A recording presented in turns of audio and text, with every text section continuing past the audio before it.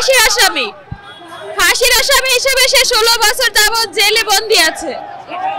একটা মিথ্যা বিস্ফোরক মামলার কারণে তাকে আজকে 16 বছর যাবত জেলে সাজা দেওয়া হচ্ছে। যতক্ষণে প্রধান উপদেষ্টার কাছ থেকে কখন শুনানি আসবে না যে আমাদের বিডিআরদের মুক্তি নিঃশর্ত মুক্তি দেবে এবং পুনর্বাসন করবে, ততক্ষণে আমরা রাজপথ ছাড়বো না এবং আমাদের এখান থেকে কেউ কোথাও যাব না।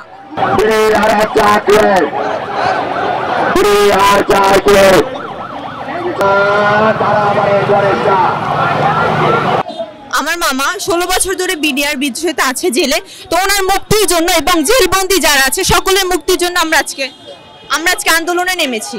খুনি শেখ হাসিনা এটা একটা পরিকল্পিত হত্যাকাণ্ড করেছে। গত 2009 তারিখের অর্থাৎ 25 এবং 26 ফেব্রুয়ারি 2009 সালে ফ্যাসিস্ট হাসিনা সরকার কর্তৃক বিডিআর তৎকালীন হত্যাযজ্ঞ চালানোর জন্য যে তথাকথিত বিডিআর বিদ্রোহের নামে মামলা হয় এবং সেই মামলায় আমাদের অনেক 18,519 জন বিডিআরের চাকরিচ্যুত হয় এবং অনেক বিডিআর এখনও জেলে আছে, যা সম্পূর্ণভাবে অযৌক্তিক এবং অন্যায়। এই অন্যায় প্রতিরোধের জন্য আমরা মূলত একটা দাবির জন্য এসেছি এখানে, সেটা হচ্ছে যারা জেলে রয়েছে তাদের জেলবন্দীদের মুক্তি চাই নিঃশর্তভাবে, এবং আমরা যারা এখানে আসছি আমাদের চাকরি ফিরিয়ে চাই, এটাই আমাদের দাবি।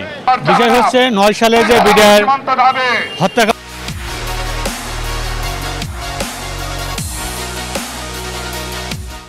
ঘটে গেল, সেটা আমাদের স্বৈরাচারী শেখ হাসিনা সম্পূর্ণ তার প্ল্যান প্রোগ্রামে করেছে। আমি তখন বিডিআরের নায়ক ছিলাম, কুড়িগ্রাম কর্মরত অবস্থান ছিলাম, কুড়িগ্রাম ডিস্ট্রিক্ট। আমি তখন ব্যাটালিয়ন সদরে ছিলাম। তো যাহা কিছু ওখানে কোনো কিছু হয়নি, হরাস ওখান থেকে আমাদেরকে সাজাপ্রাপ্ত করে জেলে প্রেরণ করা হয়েছে। আজ সেই সুবাদে সারা বাংলাদেশে পিলখানা যে ঘটনা ঘটেছে, নেককারজনক ঘটনা, সেখানকার সঠিক তদন্তের মাধ্যমে যারা ওই নেককার ঘটনার সাথে জড়িত আছে তাদেরকে দৃষ্টান্তমূলক শাস্তি এনে তাদেরকে ফায়ারেস করে দেওয়া হোক, সেটা আমারও কামনা। কিন্তু আমরা নিরপরাধ, আমরা ঢাকার বাইরে ছিলাম, আমরা কি অন্যায় করেছি? আমাদের তো কোনো অন্যায় ছিল না। আজ কেন আমাদের ফ্যামিলি সহ আজ এই ক্ষতিগ্রস্ত? আজ জনগণের কাছে আমরা মাথা উঁচু করতে পারি না। আমাদের ছেলে মেয়ে তারা লেখাপড়া করে কিন্তু মাথা নিচু করে কোথাও পরিচয় দিতে পারে না, বিদ্রোহ হিসাবে আমাদের পরিচিত দেশে। তো এই যে শেখ হাসিনা স্বৈরাচারী সরকার তার ক্ষমতায় থাকার জন্য যে সমস্ত অন্যায় করে অনিয়ম করে গেছে, তার মূল উদ্দেশ্য ছিল ভারত সরকারের সাথে একটা বৃহৎ চক্রান্ত।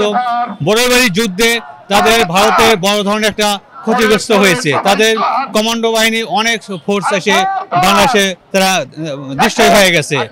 সেই প্রতিহত তারা তখন ভারত সরকার বলেছিল যে এর আমরা দাঁত ভাঙা জবাব দেব।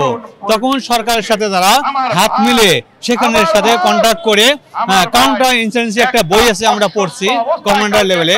কাউন্টার ইনসার্জেন্সি বই লেখা আছে সরকারের সাথে হাত মিলে আরেক দেশকে সরকারের সাথে হাত মিলে দেশকে ক্ষতি করা যাবে।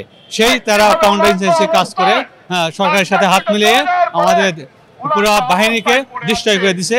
এবং দেশের এই বাংলাদেশের ভিতরে সেনাবাহিনী এবং ডিফেন্সে আমরা বিডিআর আমরা ছিলাম শক্তিশালী।